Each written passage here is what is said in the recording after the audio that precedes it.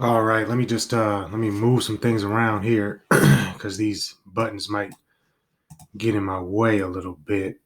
Um, close that out.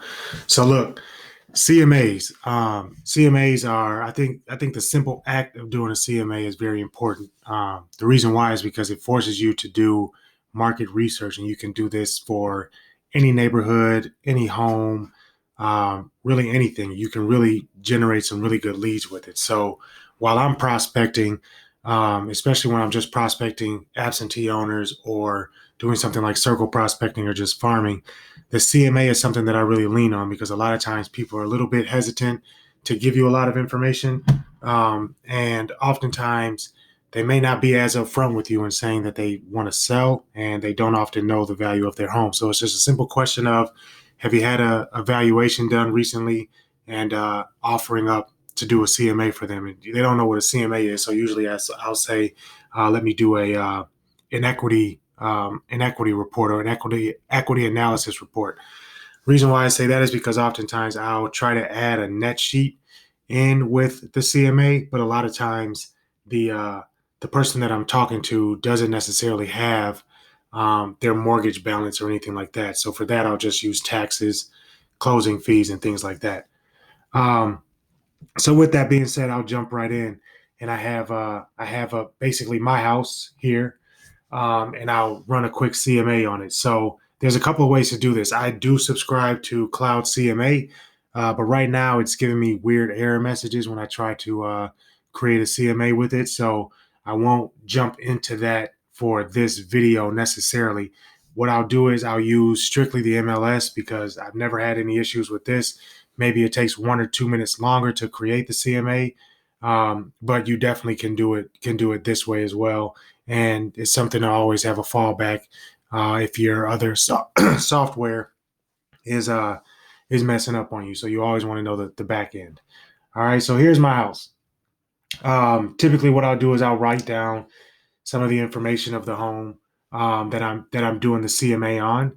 So the key pieces, obviously, total beds and baths, the garage, the year it was built is comes into play, especially if there's a lot of new construction in an area. You want to make sure that you're looking at stuff that is uh, the same around the same age as the home you're doing. And then you want to pull in the taxes and things like that um, because if I'm going to do a net sheet, then these are the taxes that I'm going to use. All right, so this is the last listing that I pulled up. You can also pull stuff from the tax records. So this is realist tax. This will give you some information here as well, as far as the bedrooms, the bathrooms, some of the square footage, and the classifications. I usually will always, I typically will go into this one because this is going to give you the most recent. This is the actual tax, so it gives you the current taxes. So this year's taxes, and it just goes through pretty much everything, all the way down to it even gives you a valuation here. But this, I would consider this to be a lot like the Zestimates and things like that out there. And so it's a really wide range that you can look into. Anyway, without further ado, so this is what I know the stats on my home, obviously. So I will use that when I'm creating the CMA. But first things first, what I'll do is I'll make note of the address because when I go in, I'm going to do a detailed search.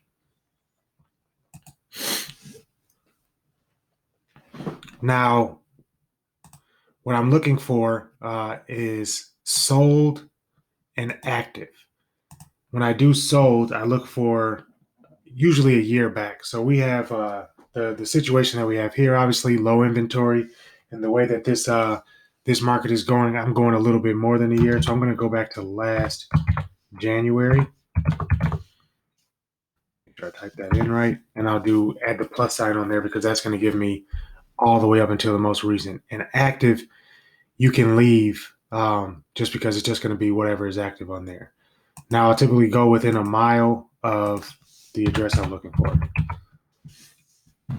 And we'll just keep on narrowing it down with the criteria here.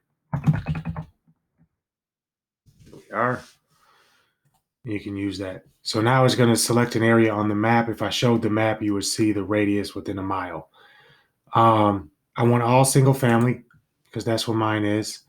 Um, I'll put 1.5 to 2 stories, which will be for mine. Bedrooms, I'm going to do 4 plus. Bathrooms, I'm going to do 3 plus. That way you get a pretty narrowed down search, and you can see right now we're coming up on 30 matches. Those are probably the majority of those are probably sold properties. And then year built, I'm gonna go 1970 to, let's say, 1980. Now, a lot of times I won't necessarily put the year built in here, but since I live in Apple Valley, I know a lot of the houses around me were built around the same time. And a lot of the houses in the neighborhoods around me were built around the same time within that 1970s to the 1980s. Depending on how well you know the area, you can put that. You can also put that for if you're doing it in an area that you're really not too familiar with. And obviously, when you go drive the area before doing your CMA, you definitely can see, what that area is like. I'm going to narrow it down as much as I can, knowing the details that I know of the home. So as much detail as you definitely can put it in there. Um, I know that my house is right around 2,400 square feet. So what I'm actually going to do is put 2,300 to 2,500. That's going to give me some variance. Houses that are slightly larger, houses that are a little bit smaller. So that'll give me the range that I want. I'll put fireplaces 1 plus. I have 2, and then garage stalls I'll put 2. So for this stuff I won't put anything as far as close dates or anything like that, because what I see the homes. I want to see all the homes that are sold within the last year and what's active right now. So let's see how many that would give me. Right now, see, I narrowed it down too much. 0 matches, and that's what we get when we have low inventory like this. So instead, what I'll do is I'll take fireplaces off. I'll take garage stalls off. And let's see if that changes things a little bit. Still no. I'll take that off. That's going to give me 7 matches. So sometimes if you take off that square footage, it might just be that there just aren't as many houses that have that specific information out there. And especially now, especially because I'm putting the stories in there. So I'm going to get some pretty accurate comps based on this. Now let's look at the results. Okay. So this is pretty much what I expected. All of them are sold comps. Now, I would love to have active comps in a market like today, but because I don't, I'm gonna have to go off of what's sold. And the one that sold most recently, I believe, would be this one. But I know specifically that my house isn't worth that much, and that house is double the size of mine. So what I'm gonna do is I'm gonna highlight the ones that are pretty close comps to mine. And this is what you'd be doing for your subject property, basically, is you'd be looking for the ones that are closest comps.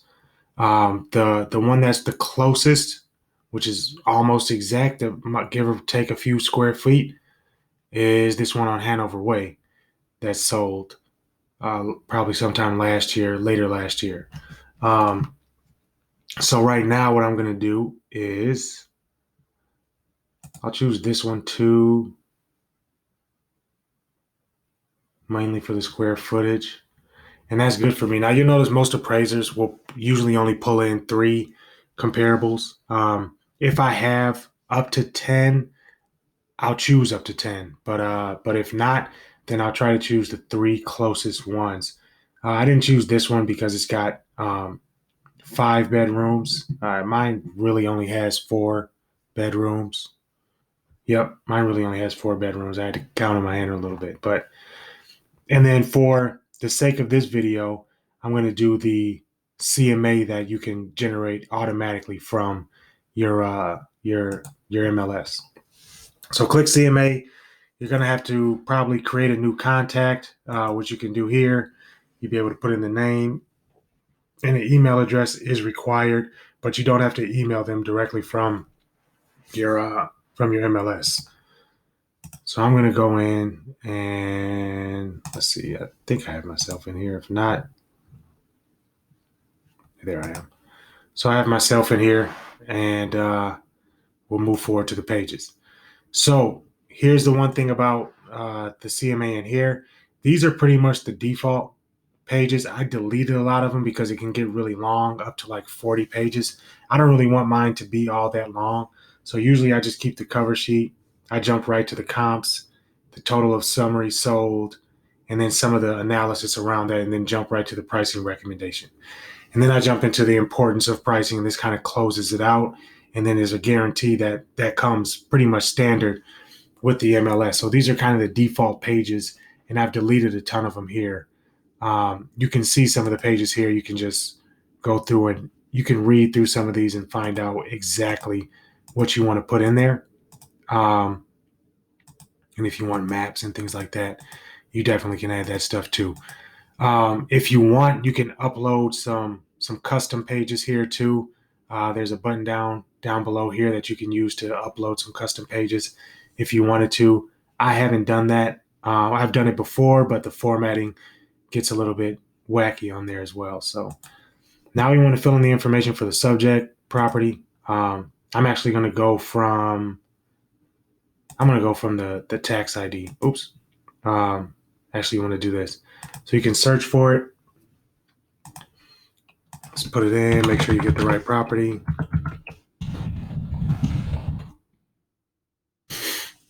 Go to the results for that.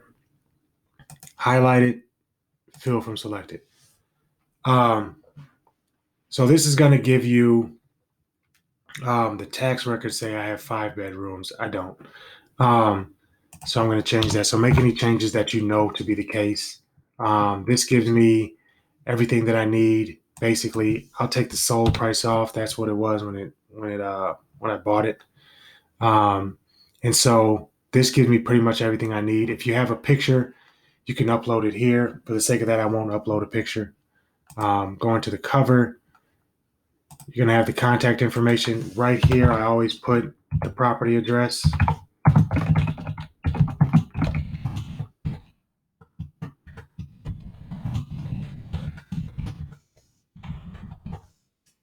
So that's good. You don't necessarily have to put their information. This will pull over from your the MLS settings that you have. And now let's move on to the comps. Once you get to this point, it's really easy. It's just kind of point and click, and then you just kind of have to think about what you want to do for pricing. So you're just going to select them here, and then you'll go, I don't have a map and I don't have the adjustment, so it's going to jump me right to pricing. And this is where you can put in what you do. Now it's going to give you a suggestion. Oftentimes this is pretty low because it's just going based off of the above ground finished square footage and things like that. So typically what I'll do is I'll take a look at the average, which is 383, and kind of think about what I didn't take a look at the comps, but go through and look at the pictures of the comps and kind of compare some of the finishes and things like that, obviously. And really what I will do is I'll create this range between the low and the high. And what I'll do is, especially if I haven't seen the home yet, because oftentimes I'm creating CMAs for people that I haven't necessarily gone out and looked at their home. What I'll type in there is, your price range, estimate, type it right.